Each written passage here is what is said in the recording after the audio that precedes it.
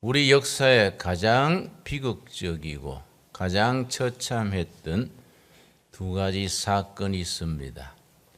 임진왜란과 6.25 전쟁입니다. 임진왜란은 1592년에 일어나서 1598년에 끝이 난 7년 전쟁이었습니다. 7년 동안 그 외적의 침입으로 조선반도가 초죽음이 됐었습니다. 6.25 전쟁은 1950년 6월 25일 내시를 기해서 북한군이 공격해옴으로써 3년간 전쟁을 치르다가 1953년 7월 27일 낮 정오를 기해서 끝이 났습니다. 3년 1개월간 끌었는 그 6.25 전쟁에서 임진왜란 때 못지않게 삼천리 반도가 완전히 쑥밭이 되었습니다. 임진왜란이 1598년에 끝난 뒤에 임진왜란을 승전으로 이끈 명재상이 있습니다. 유성룡입니다. 서해 유성룡, 정말 현명한 정치가였습니다.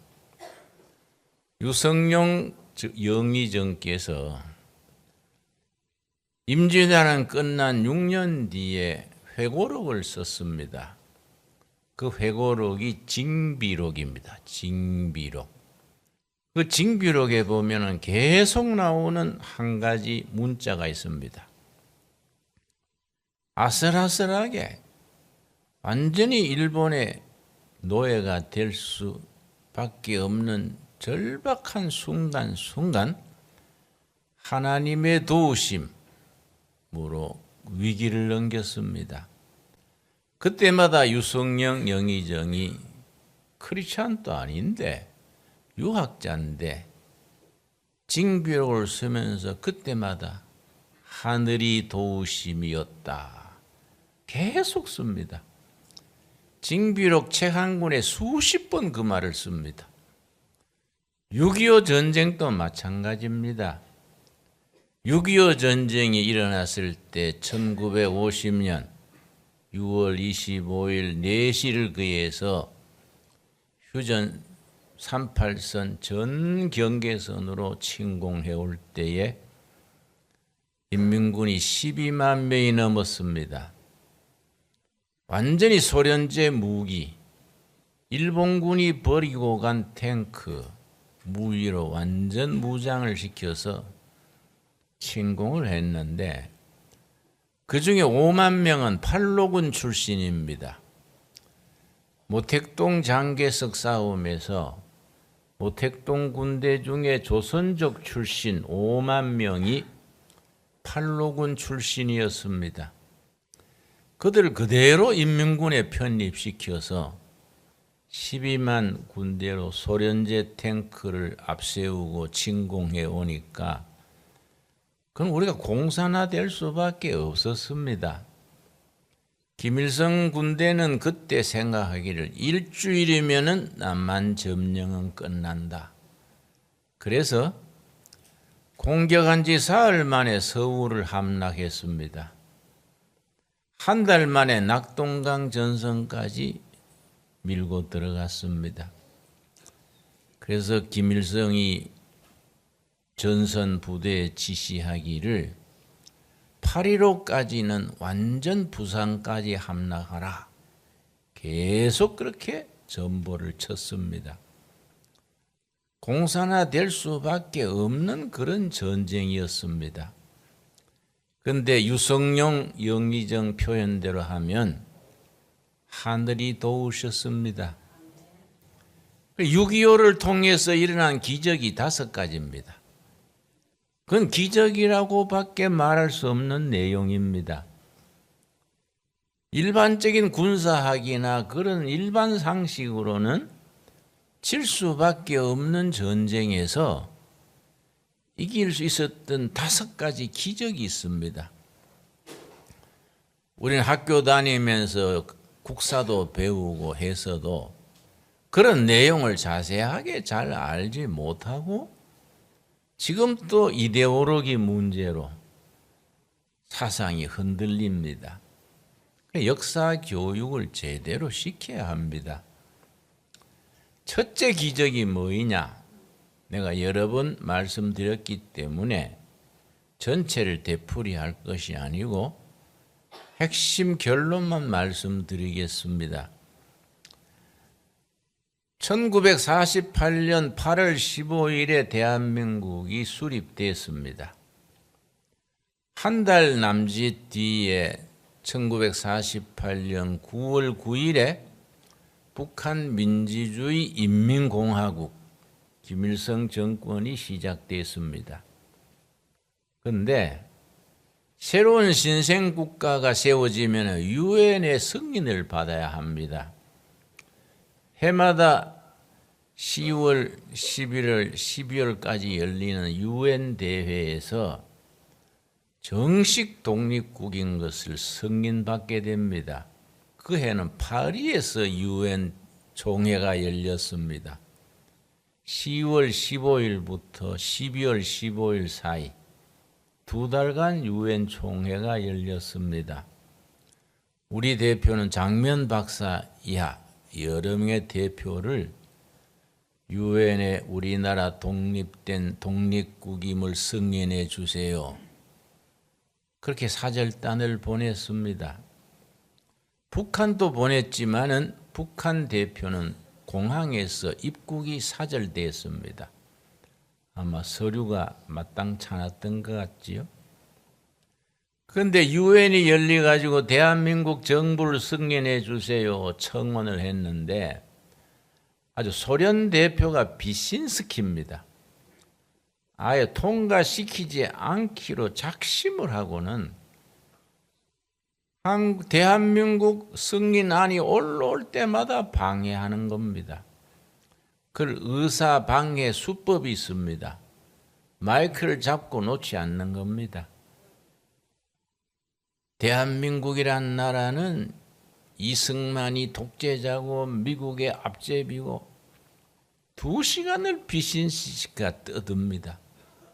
그 다음에 소련의 위성국 폴란드 대표가 마이크를 이어받고 그 다음에 동독 대표가 물러받고 그날 회의가 끝날 때까지 마이크를 놓지 않습니다. 그건 하나의 회의를 지연시키는 아주 수법입니다. 번번이 대한민국 승인안이 거부됐는데 하루가 남았습니다. 12월 14일 내일 통과 안 되면 우리나라 정부 승인 허가가 안 되는 겁니다. 대표 장면 박사가 신앙이 독실한 분이어서 대표단을 끌고 교회에 가서 밤새 철학 기도했습니다. 역사를 주관하시는 하나님, 대한민국을 승인토록 유엔 대표들을 감동시켜 주시옵소서.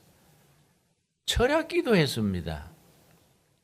근데 마지막 날 12월 15일 날 오후 1시쯤 대한민국 승인안이 상정이 됐는데 역시 비슨스키가 나와가지고 대한민국은 독재 이승만의 독재 아래 있고 미국의 앞제비고 시작하는데 보통 마이크 들면 2시간씩 떠드는데 10분 지나서 목이 탁 막히는 목결절이라는 병이 있습니다. 숨쉬기가 거북해지고 목소리가 안 나오는 겁니다. 딱 10분 지나서 그러니까 갑자기 응급실에 앰뷸런스에 실어서 병원에 가고 다음 타자 폴란드 대표가 비슨스키가 2시간 할 줄 알고 밖에서 커피 마시고 놀고 있었습니다. 어떻게 된지도 모르고 놀고 있는데 비슨스키는 병원에 가고 사회자가 물었습니다. 다음 발언 없습니까? 조용하니까 그럼 포결을 하겠습니다. 포결해서 47대 8로 대한민국이 승인됐습니다. 이게 왜 중요하냐? 그 중요한 것을 알아야 됩니다. 그냥 유엔에 승인 받았다 그걸로 끝난 게 아니고 그때부터 딱 1년 6개월 뒤에 북한군이 남침을 하니까 아니 유엔이 정식으로 승인한 나라를 불법 집단이 침공을 해? 이거는 유엔의 이거는 자존심 문제다. 이거는 유엔이 막아야 된다. 그래서 1년 뒤에 6.25 전쟁에 유엔군이 참여해서 군대를 파병한 나라가 16나라입니다. 물자를 보낸 나라는 47나라입니다. 그래서 공산군 막는 것이 우리 국군과 미군, 유엔군이 공산화를 막았습니다. 아무리 생각해봐도 그날 그 비신스키가 왜 목이 고장 납니까? 하나님이 도우신 줄로 믿습니다. 그 징비록에 유성룡 영의정이 계속해서 고비고기마다 하늘이 도우셨다. 그 말이 그대로 적용됩니다. 그런데 유엔군이 파병을 하려면은 유엔 안전보장 이사회가 있습니다. 그 여러 나라가 있는데 상임 이사국 5나라가 있습니다. 미국, 소련, 중국, 영국 뭐 이렇게 5나라 중에 한 나라라도 반대하면은 결의가 안 됩니다. 소련 대표가 당연히 반대하지 않겠습니까? 소련이 뭐 그렇게 유엔군이 북한군 공산군 물리치고 유엔이 나라 지켜주자 찬성하겠습니까? 반대할 줄 알았지만은 그건 절차니까 상임 이사회 회의를 열었습니다. 시간이 됐는데 소련 대표가 나타나지를 않아요. 그래서 나머지 4나라가 한 나라는 불참, 4나라가 만장일치로 통일해서 통과시켜서 즉각 유엔군을 파견했습니다. 근데 소련 대표가 왜 그날 빠졌냐? 아주 설이 많습니다. 정설이 없어요. 소련 대표가 설사를 만났다. 소련 대표가 오는 비행기가 연착을 했다. 이유가 지금도 분명치 않습니다. 나는 이유가 분명하다고 생각합니다. 하나님이 도우신 걸로 믿습니다. 하나님이 소련 대표 발을 묶어 놓은 거지요. 여러분, 3번째 기적이 뭐냐 하면은 6.25 전쟁 나기 전에 우리 대한민국 국군을 그때 국토경비대라 그래서 국토경비대 뭐 그 비슷한 이름입니다. 국군이라 하기 전에 국토경비대. 거기는 공산주의자, 사회주의자, 일본서 온 학병 고루고루 지원해가지고 군대 안에 좌익 조직이 세포가 꽉 들어 있었습니다. 그런데 이게 언제 정리가 됐느냐? 6.25 나기 2년 전에 1948년에 4월 3일 제주도 폭동 사건이 일어나니까 그해 9월 달에 우리 정부에서 여수에 있는 14연대 주둔군한테 제주도로 출동해서 4.3 폭동을 지나가라 명령을 했습니다. 나는 그 사건을 여순 반란 사건 우리 그래 들었지요? 잘못된 말입니다. 여순 반란 사건 그러면 여수, 순천 시민들이 반란한 것처럼 오해하기 쉽지요. 전혀 그렇지 않습니다. 여수, 순천 시민들은 큰 피해만 입었습니다. 여수에 주둔하는 14연대가 왜 우리가 동족을 진압하겠냐 하고 출동하는 직전에 연병장에서 하사급, 중사, 하사급이 반란을 일으켜서 장교들을 사살하고 그 사람들이 소위 14연대 반란 사건입니다. 그 사건으로 우리 가정에서도 우리 이모 남편이 여수에서 경찰관 일을 했는데 반란군한테 죽었습니다. 여러분, 그 사건을 계기로 우리 국군이 진압했습니다마는 이거 안 되겠다. 군대 안에 이런 이 적색 분자들의 세포가 들어있구나. 전군의 좌익 분자들을 색출했습니다. 48년 여순 반란 사건, 그 14연대 반란 사건 이래로 전군의 붉은 사상 가진 사람, 북한에 동조하는 사람 전부 잡아내가지고 처형했습니다. 그때 억울하게 죽은 사람도 있어요. 어떤 사람은 공산 앞잡이라고 총살을 당하는데 죽을 때 대한민국 만세 그러고 죽은 사람도 있습니다.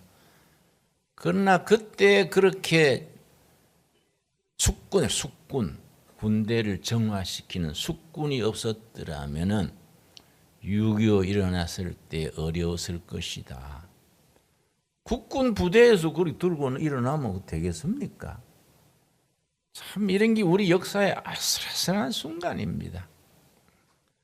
네 번째 우리 6.25의 참 기적 중의 기적이 본래는 인민군이 6월 25일 4시에 출발해서 삽시간에 서울을 점령하고 막바로 부산까지 일주일 내에 점령하도록 기획이 돼 있었는데 무슨 이유인지 서울에서 3일간 머물었습니다.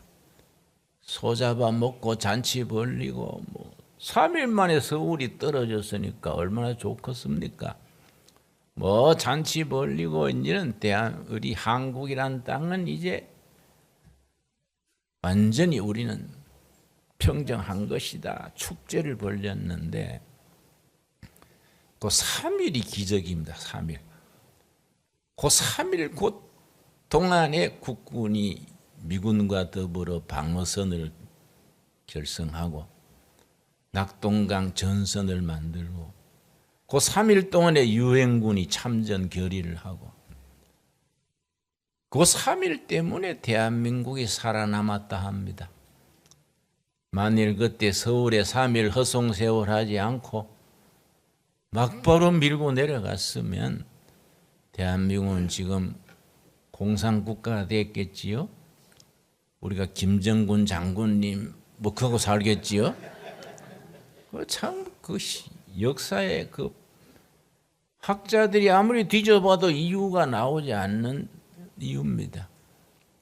다섯 번째 기적이 그 유명한 인천 상륙작전입니다. 9월 15일이 인천 상륙작전이 일어난 날인데요. 이민군이 낙동강 전선까지 밀고 나가가지고 김일성이 서울에 내려와가지고 계속 독려하기를 8.15까지는 완전히 부산까지 함락시켜라. 아주 진두지휘했습니다. 아주 나라의 운명이 참 바람 앞에 등불 같을 때입니다. 메가더 장군이 이승만 대통령에게 건의하기를 안 되겠습니다. 임시정부를 제주도나 오사카로 옮기세요.